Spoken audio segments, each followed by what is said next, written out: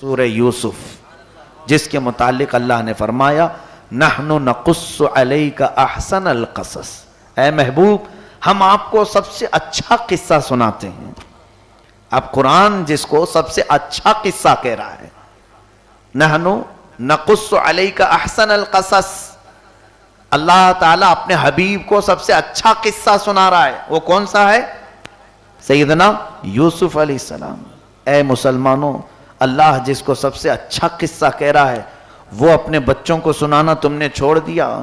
چندہ ماما کی کہانیاں، گڈے گڑیا کی کہانیاں، چور پولیس کی کہانی، ہم تو اسی میں رہ گئے۔ بچوں کو ایسی کہانیاں سنائیں گے جس سے ان کے اخلاق بھی برباد ہوں، تباہی بھی آئے۔ جنگل کے شیروں کے متعلق، گلی کے کتوں کے متعلق کہانیاں جو آج بچوں کو سنائی جاتی تاکہ بچپن سے اس کے دل و دماغ میں خوف بیٹھتا چلا جائے۔ وہ بچہ تو ہمارا شیر دیکھا ہی نہیں، لیکن ایک انجانا خوف اس کے دل میں آ ہی جاتا ہے۔ کیوں؟ ہم نے کہانیاں ویسی سنائی۔ یہ ہمارے اسلاف تھے جو اپنے بچوں کو رات کے وقت لے کر سوتے بھی تھے تو قرآن کے واقعات سنایا کرتے تھے۔ کیا یوسف علیہ السلام کا واقعہ سناؤ اپنے بچوں کو، واقعی بڑی دلچسپی ہے۔ اللہ تعالیٰ شروع سے یوں فرماتا ہے، یعقوب علیہ السلام اللہ کے نبی ہیں، بنی اسرائیل انہی سے شروع ہے۔ حضرت یعقوب علیہ السلام یہ حضرت ابراہیم علیہ السلام کے پوتے ہیں۔ ابراہیم علیہ السلام کے بیٹے اسحاق علیہ السلام، اسحاق علیہ السلام کے بیٹے یعقوب علیہ السلام۔ یعقوب علیہ السلام جن کی عبادتیں، جن کا زہد و تقوی مشہور ہے، ان کے 12 بیٹے تھے۔ ان میں سے 11ویں نمبر پر حضرت یوسف علیہ السلام تھے۔ 10 بڑے بیٹے اور 11ویں نمبر پر حضرت یوسف علیہ السلام، 12ویں ابھی نہیں ہوئے تھے۔ جب آپ چھوٹے تھے یوسف علیہ السلام کو اللہ تعالیٰ نے کمال کا حسن عطا فرمایا تھا، جو دیکھے تو دیکھتا ہی رہ جائے۔ یوسف علیہ السلام کو اللہ نے اتنا حسین بنایا تھا، اس حسن کی مثال ملتی نہیں۔ وہ ایک طرح سے سیدنا یوسف علیہ السلام کا معجزہ بھی تھا۔ بچپن سے ہی آپ حسین و جمیل تھے، لوگوں کی نظریں آپ پر پڑی ہوئی تھیں۔ اس کی وجہ سے والد گرامی حضرت یعقوب علیہ السلام اللہ کے نبی تھے، اپنے اس بیٹے کو بہت قریب رکھتے تھے۔ کس لیے قریب؟ خوبصورت ہے اس کے لیے نہیں، بلکہ وہ نبی دوربین نگاہوں سے دیکھ رہے تھے کہ یہ آگے چل کر اللہ کا نبی ہونے والا ہے۔ ان کی پرورش اور ان کی تربیت ضروری ہے۔ پھر ایک دن اتفاق بھی ہوا کہ بچپن میں ہی حضرت یوسف علیہ السلام نے خواب دیکھا۔ وہیں سے سورہ شروع ہے۔ کہتے ہیں انی رأیت 11 کوکبا والشمس والقمر رأیتہم لی ساجدین۔ ابا کل رات میں سویا تھا تو خواب میں دیکھا 11 ستارے، ایک چاند اور ایک سورج مجھے سجدہ کر رہے ہیں۔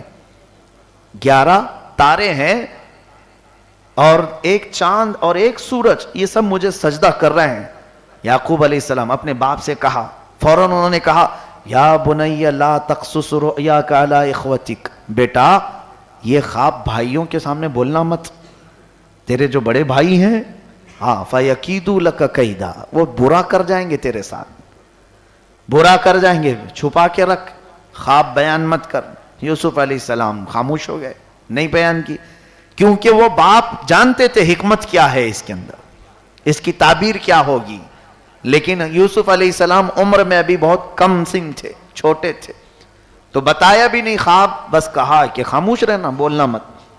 پھر ہوا ایسے کہ باپ ہر کام میں یوسف یوسف یوسف کرتے رہے، اپنے مصلے کے قریب یوسف کو بٹھائیں، دسترخوان پہ یوسف کو بٹھائیں۔ بھائیوں میں جلن پیدا ہو ہی گئی۔ جو 10 بڑے بھائی تھے، دل کے اندر ایک حسد۔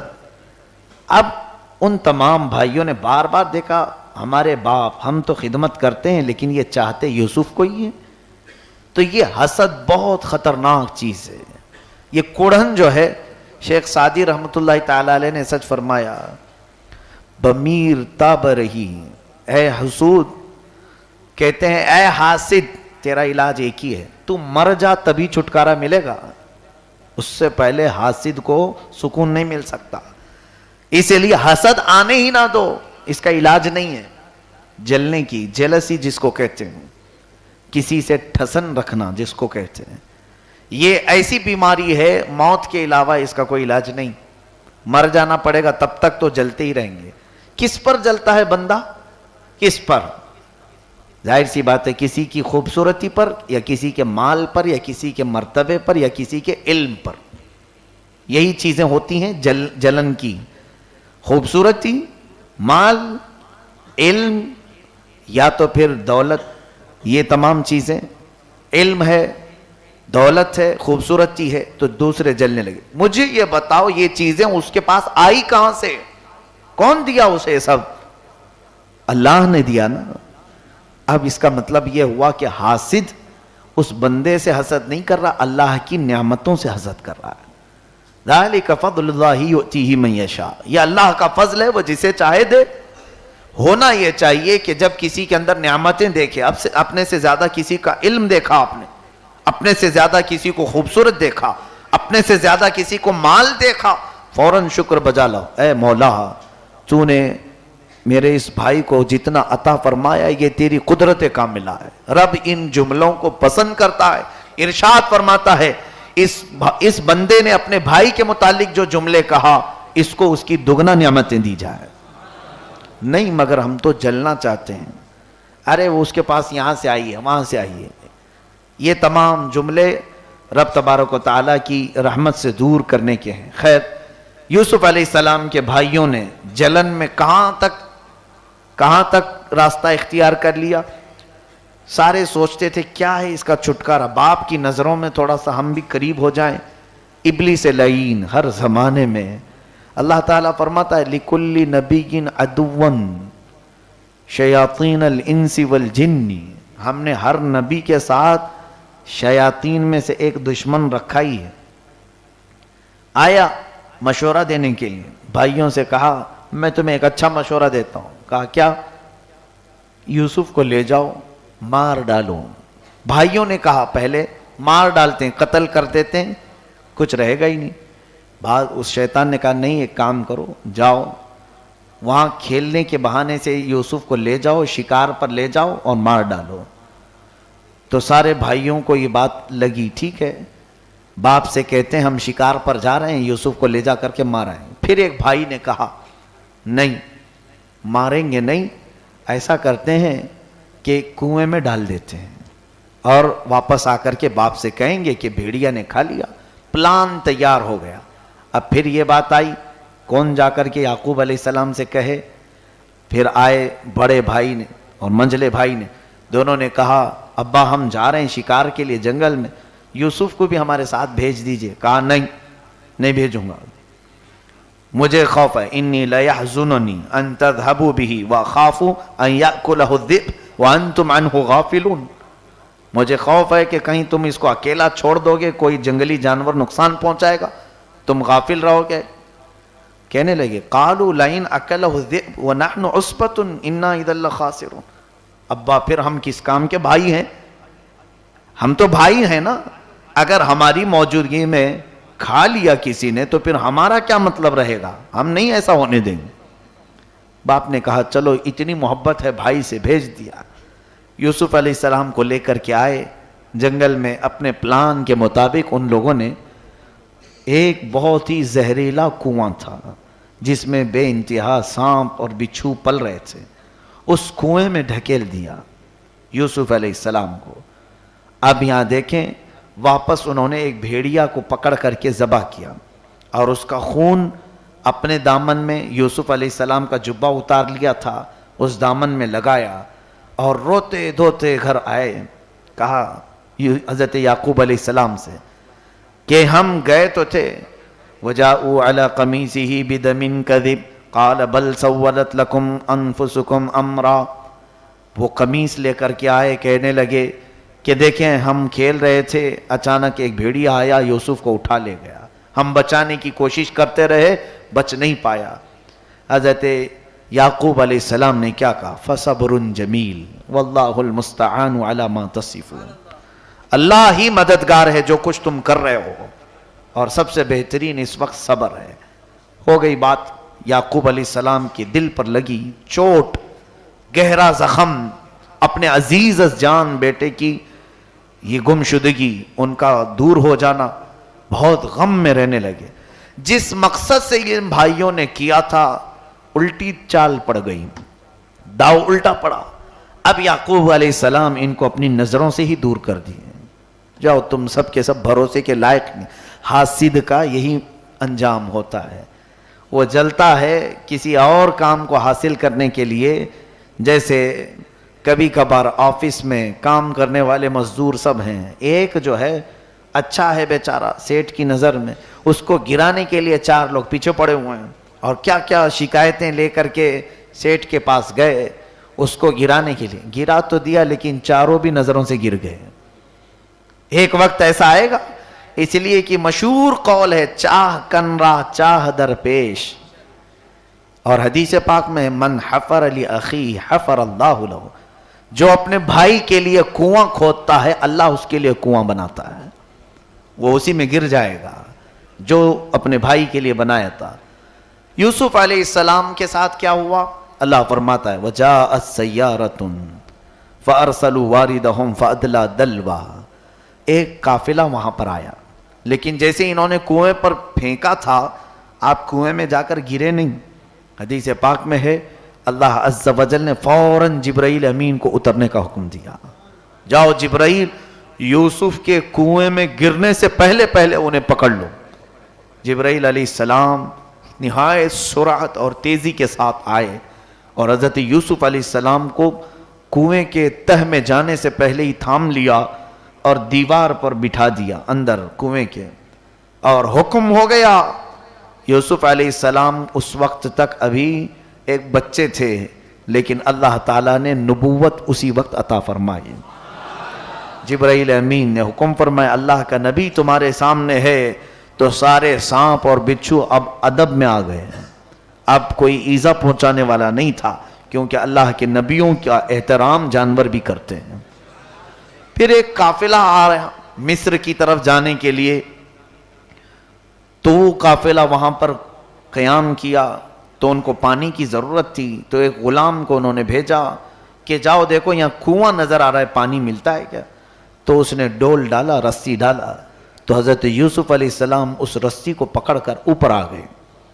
جیسے ہی اس نے کھینچا وزنی ہو چکا تھا ڈول، دیکھا ایک نہایتی حسین و جمیل بچہ آیا ہے، وہ پکڑ کر کے امیر قافلہ کے پاس لے آیا. امیر قافلہ بلکہ قافلے میں جو ہے وہ دیکھتا دیکھتا ہی رہ گئے، کیونکہ اتنا حسن جو اللہ نے دیا تھا. کہا اتنا حسین و جمیل یہ کہاں سے آیا ہے؟ اور بہت تو یہ کہتے تھے کہ یہ شاید فرشتہ ہے، یہ جنتی مخلوق ہے. ہر طرح کی باتیں ہوتی تھی یوسف علیہ السلام کو دیکھ کر. پھر اس کے بعد انہوں نے کہا ایسا ہے اس کو ساتھ لے کر کے چلتے، اپنے ساتھ لے کر کے چلیں گے اور مصر پہنچ کر کے دیکھا جائے گا کہ کیا ہوتا ہے. اب جب یہ قافلہ گزر رہا تھا، جن جن راستوں سے گزر رہا تھا لوگوں کی بھیڑ دیکھنے کو جمع ہوتی تھی. تو امیر قافلہ کے دل میں یہ بات آئی ایک قیمتی چیز میرے ہاتھ لگی ہے، مفت میں کیوں زیارت کرواؤں؟ تو مصر پہنچنے کے بعد بازار میں اپنا سامان بیچنے سے پہلے انہوں نے یوسف علیہ السلام کے درشن کا سلسلہ شروع کرایا، یعنی زیارت کا. اس طور پر کہ اعلان ہوا کہ ایک نہایت ہی حسین و جمیل مخلوق اللہ تعالیٰ کی طرف سے جو بھی ہے حسن کا پیکر یہاں مصر میں آیا ہے. لوگوں کی بھیڑ لگی، ایک ایک اشرفی لے کر وہ دکھانے لگا. سونے کا ایک سکہ ایک بار دیکھنے کو، دوپہر ہوئی تو 10 اشرفی ہو گئی، 10 اشرفی لے کر کے وہ دکھانے لگا. اس پر بھی بھیڑ تھی. شام ہوئی تو 100 اشرفی دے کر کے دیکھنے لگے، ریٹ بڑھتا چلا گیا. اب اس کے بعد حضرت یوسف علیہ السلام کو لوگ جو دیکھنے کی بھیڑ لگا چکے تھے، مصر میں یہ بات مشہور ہو گئی. اس کے بعد اس نے نیلام کرنے کا ارادہ کیا. بیچ دیتے ہیں، کب تک یہ زیارت کرواتے رہیں گے، پیسے لے کر بیچ دیتے. بولی لگانے کا حکم ہوا تو مصر کے بڑے بڑے نواب اور رئیس آئے خریدنے کے لیے. اس میں بادشاہ مصر جو ہے عزیز المصر کہا گیا ہے، قرآن میں اس کا ذکر ہے. اس کی بیوی جن کا نام زلیخا ہے، عزیز مصر کی بیوی. تو اس نے سنا تھا کہ کوئی ایک نوجوان، ایک بچہ، حضرت یوسف علیہ السلام کی عمر اس وقت 13 سال کے قریب کچھ تھی، یا بعض روایات میں ہے 16 سال یا 17 سال، بہرحال جو بھی رہی ہے۔ یہاں پہنچنے کے بعد اب خریداری کی جب بات آئی تو عزیز مصر سے کہہ کر زلیخا بھی گئی خریدنے کے لیے۔ لوگ ایک سے ایک بولیاں لگاتے جا رہے تھے۔ زلیخا نے عزیز مصر کی آدھی سلطنت دے کر یوسف علیہ السلام کو خرید لیا، کیونکہ وہ کسی صورت جاننے دینا نہیں چاہتی تھی۔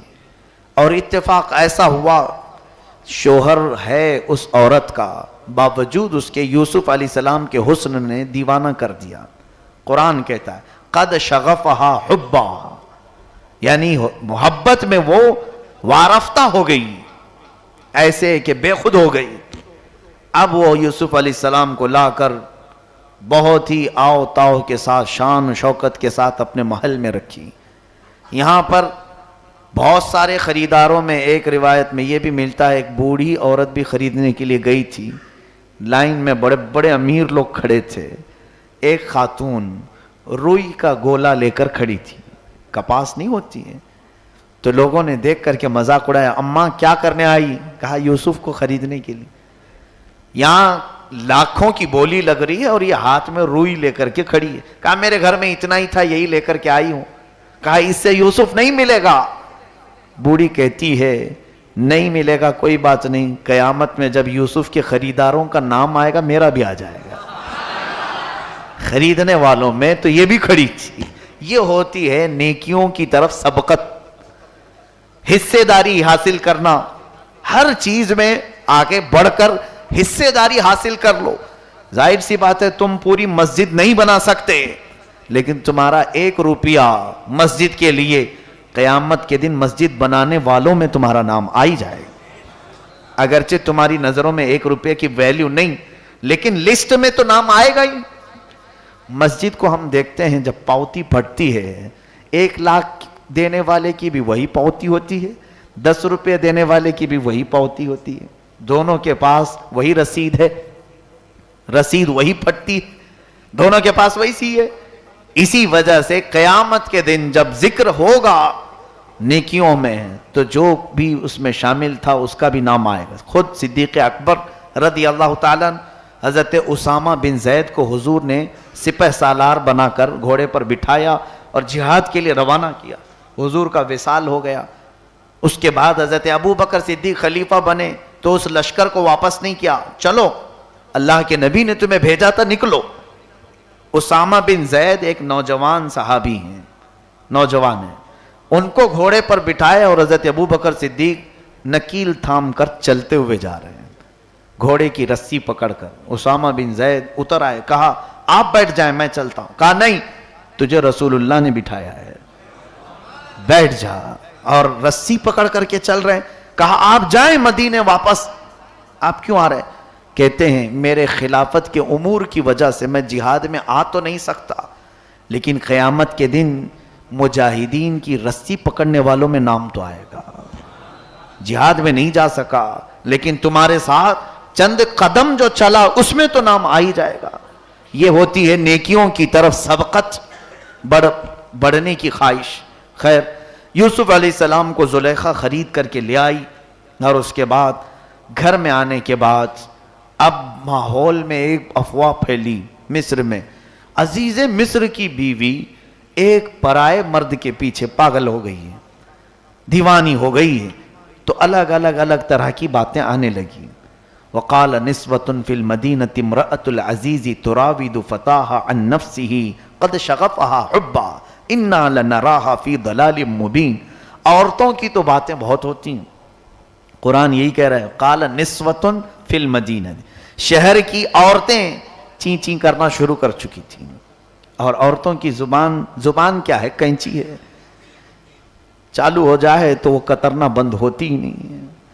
اور اس کے بعد زلیخا تک پہنچی بات کہ ایسا پورے ماحول میں باتیں پھیلی ہوئی ہیں تمہارے بارے میں، کیونکہ عورتوں کی پارلیمنٹ میں اکثر غیبت کی محفل ہوتی ہے۔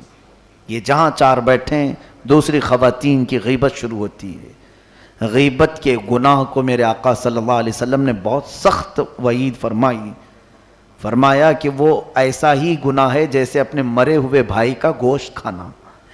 بہت سارے لوگ اس کو محبت سے کھاتے ہیں.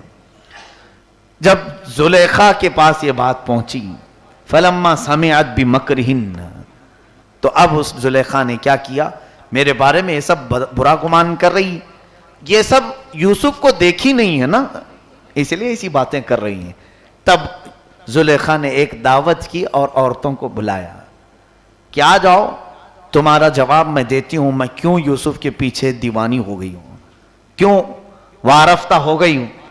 ارسلت الیہن متکئا وآتت کل واحدۃ منہن سکینہ واعتدت لہن متکئا وآتت کل واحدۃ منہن سکینہ. اللہ فرماتا ہے ساری عورتوں کی مجلس سجائی زلیخا نے، سب کو مسند دے کر کے بٹھایا، وہ سب چیزوں سے فارغ ہو گئیں. زلیخا نے سب کے ہاتھوں میں ایک سکین، چھری دی، تیز چاقو دی اور ایک لیمو دیا اور کہا جب میں کہوں تو کاٹ دینا. وقالت اخرج علیہن. اب یوسف علیہ السلام کو سجا سنوار کر کے زلیخا لاتی ہے اس حال میں، کہتی ہے سامنے آ جانا سب کے. فلما رأینہ اکبرنہ وقطعن ایدیہن وقلن حاش للہ ما ھذا بشرا ان ھذا الا ملک کریم. وہ خواتین اچانک یوسف علیہ السلام کی طرف نظر کرتی ہیں. ادھر زلیخا نے کہا وہ لیمو جو تمہارے ہاتھ میں وہ کاٹ دو. وہ دیکھتی رہیں، لیمو تو گر گیا، ان کی انگلیاں کٹ گئیں. وہ چاقو سے انگلیاں کاٹنا شروع کر دیں اور چاروں انگلیاں کٹ کر زمین پر گر گئیں، کٹ گئیں. اور اس کے بعد وہ کہنے لگی حاشا للہ ما ھذا بشرا، ہرگز یہ بشر نہیں ہو سکتا، انسان نہیں لگ رہا ہے. ان ھذا الا ملک کریم، یہ تو بہت ہی شریف فرشتہ دکھ رہا ہے. اور اس کے بعد یوسف علیہ السلام کو واپس لے جایا گیا. جب وہ واپس دیکھتی ہیں تو انگلیاں کٹی ہیں زمین پر، انگلیاں کٹی ہیں اور لیمو ویسی. تب زلیخا نے بتایا تم نے اب تک یوسف کو دیکھا نہیں تھا اور میں دیکھ چکی ہوں، اب تو تمہیں اس کا جواب مل گیا ہوگا کہ کیوں میں یوسف کو اتنا پسند کرتی ہوں، کیوں اتنا چاہتی ہوں. اس کے اندر ایک نورانیت ہے، اس کے اندر ایک ایسا مادہ ہے جو لوگوں کو اپنی طرف کھینچ لیتا ہے. اب وہ خواتین تو بیچاری کٹی انگلیوں کے ساتھ چلی گئیں. اس کو میرے امام اعلیٰ حضرت فاضل بریلوی رحمۃ اللہ علیہ ایک بڑے اچھے انداز میں فرماتے ہیں، یہاں تو حسن یوسف ہے، حسن یوسف پہ کٹی مصر میں انگشت زنا. ہاں، یوسف کے حسن پر مصر میں انگشت کہتے ہیں انگلیوں کو، زنا کہتے ہیں عورتوں کو.